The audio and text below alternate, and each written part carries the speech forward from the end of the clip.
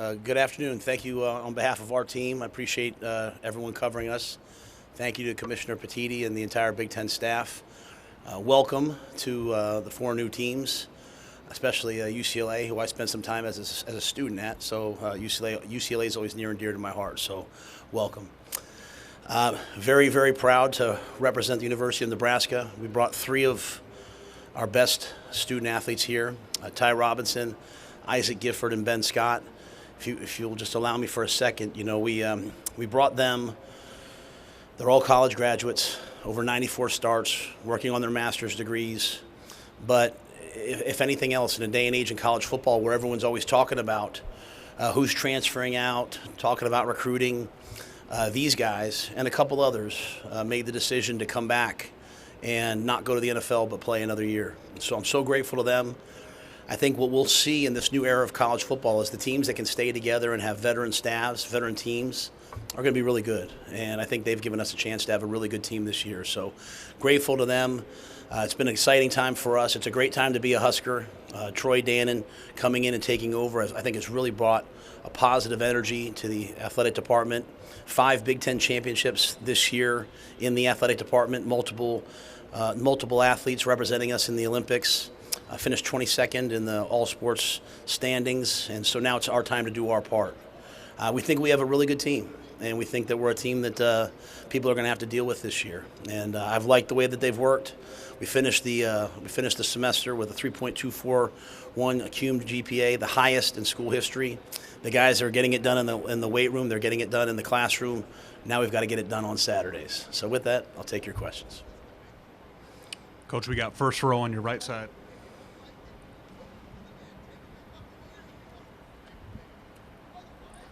Coach Lynn Harrington, State Line Par 5. How you doing today? Good. How are you? I'm all right. So let's talk about last season. It's no mystery.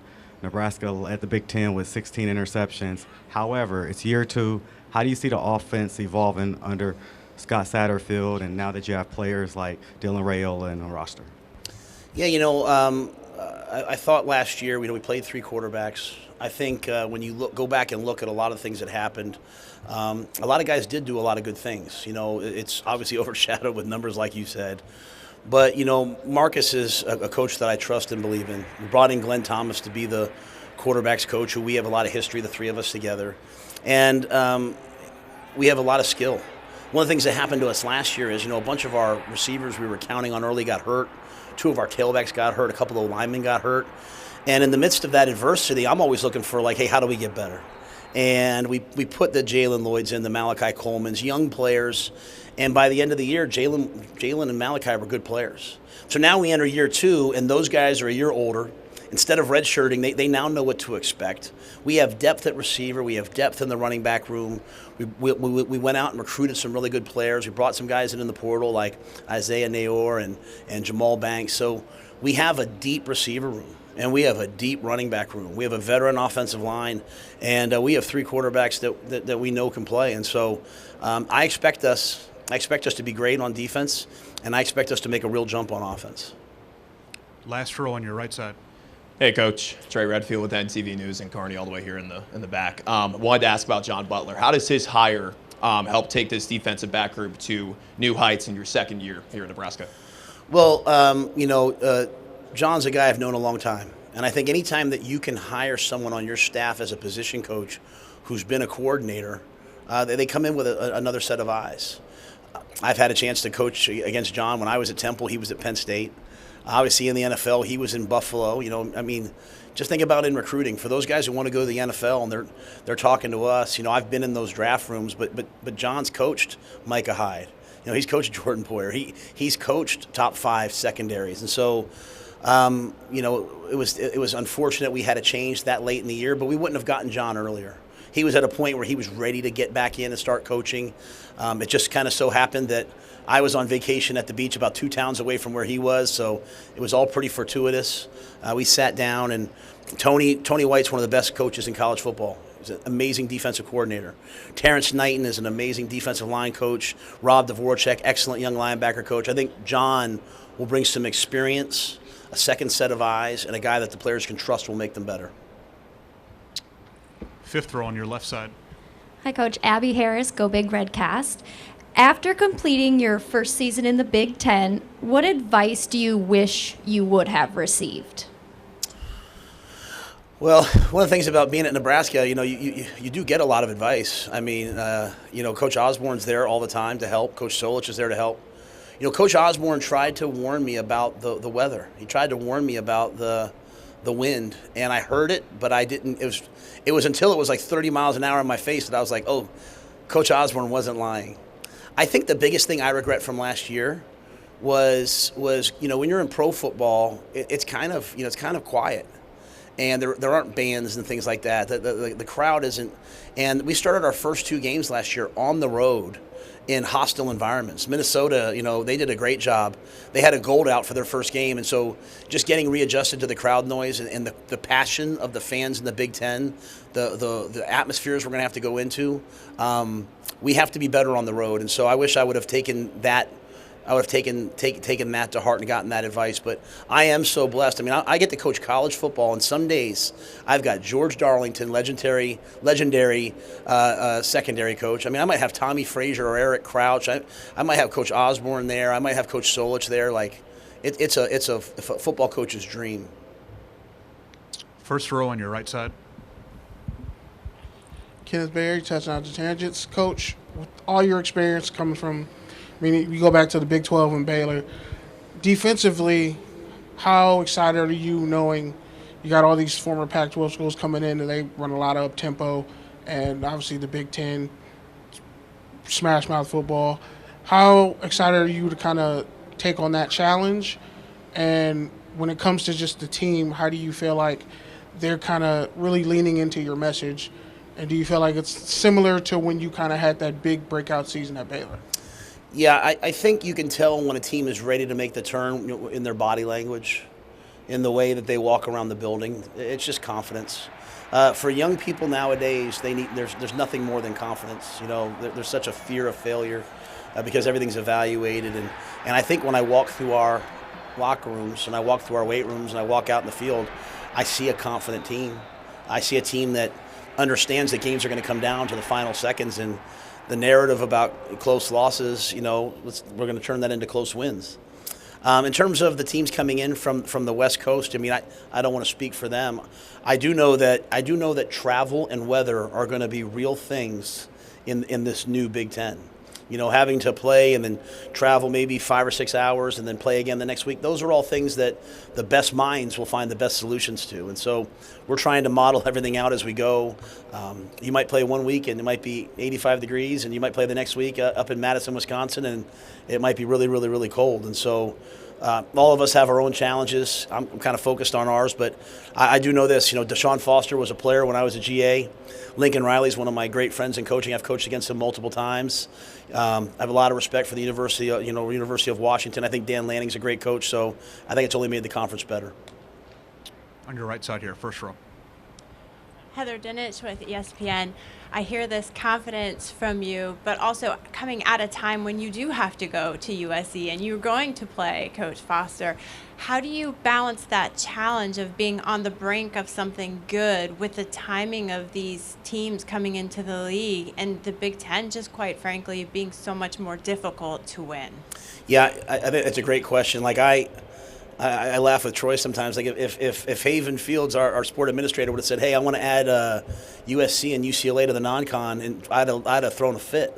Like, I'm not playing those guys. Well, here they are. So I think when you look at the Big Ten, playing 9 conference games. More importantly, playing 5 road conference games. Not every conference plays 5 roads. Some of the 8 team leagues, they play 4 road games, and sometimes one's like a neutral site, so they play 3 where you have to go into someone else's stadium. We have to, in the Big Ten, we have to go into someone else's stadium in our league 5 times and duke it out. So, but I think we'll have a lot of access to the college football playoff, and I think 4 teams from this league should get in every year because this is the best league. This is the NFL of college football on my mind. It stretches from coast to coast, different time zones, different weather.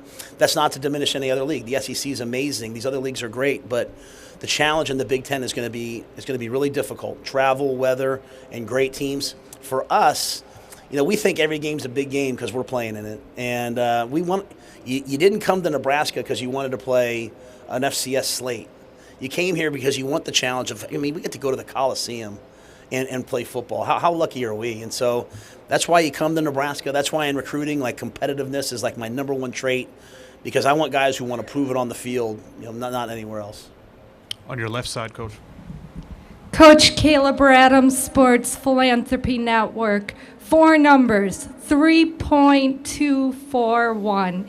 You were the first coach to come up and talk about the high marks academically of your team. I want to give you a moment to talk about the importance of education, and I want to applaud you for being the first coach to mention that. Well, that's very kind, and I'm sure all my colleagues are very proud of all the things that they've done academically as well. I'm the son of a high school teacher. My dad's a teacher and minister. My mother gave her life to working with women. We lived in New York City, and football has brought me so much. Football brought me a bachelor's degree. It brought me a master's degree. I was on my way to my PhD and then got lucky enough to get a coaching job, and this is my passion. So we're proud of the players. We have 20 graduates heading into the season. We'll have 10 more in December. So when we go to our bowl game, we'll have 30 college graduates on our team. And so at the end of the day, we all want to win, but if you don't have a purpose that states that we want to raise great men, that we want our players, I want our players someday to look back and say, my life is better because I played at the University of Nebraska and I played for those coaches. And I can think of no better way of doing that than education, followed closely by community service and giving back. So we're going to try to win on the football field and off. We've got one final question on the back right. Hi, Coach. Kylan Mills with the Big Ten Network. Great to see you. Something you've said is that it's a priority this season to address the turnover margin. -17 last year. It's been an issue that's plagued this program beyond just that. Just curious, as you look ahead to fall camp, how do you try to address that, and where do you start in trying to shift those numbers? Yeah,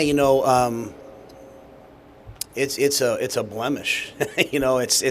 It's nothing I've ever done before to be -17, right? And we gave the ball away 31 times. We only took it away 14, so both sides have onus. But to give the ball away 31 times, and our season would have been different had that not happened. The great news is then when you look back at a season where we were 5-7, and with 2 games left, we were still in the math to get to Indianapolis, and you have something that outrageous. You understand that, hey, if we just fix 1 or 2 things, we can be a really good team. We don't have to do an overhaul. We don't have to fire a bunch of coaches. We don't have to change the offense and defense. We really just have to win the turnover battle. And so I think anytime you want to seek change, the first thing you need is buy-in. I think by the end of the year, our players truly understood that, man, we have to protect the football and we have to take it away. We've practiced it. The thing that I've tried to do is, I want to be a lifelong learner. I'm in Texas this past week at coaching clinics, and I'm sitting listening to coaches talk, high school coaches, college coaches, about the way they're doing things, because we have to find a way to go from -17 to +7. We have to find a way to get that done, and so we're going to practice it. We're going to coach it. We're going to allocate playing time based upon who protects the ball, but also who takes it away. And but I think the buy-in came from our players early on. They recognize we need to do this because we have a really good football team. And you know what? If you turn the ball over 3 times, you're probably going to have a close loss. The close losses at Nebraska are not an affliction. It's we don't need to get out a voodoo doll. We need to hold the ball properly and knock it out, make one more catch, have a little bit more confidence, and go make one more play and win a couple games, and all of a sudden we'll be talking in a different tone. Coach Rhule, thank you so much for your time. Thank you. Go Big Red.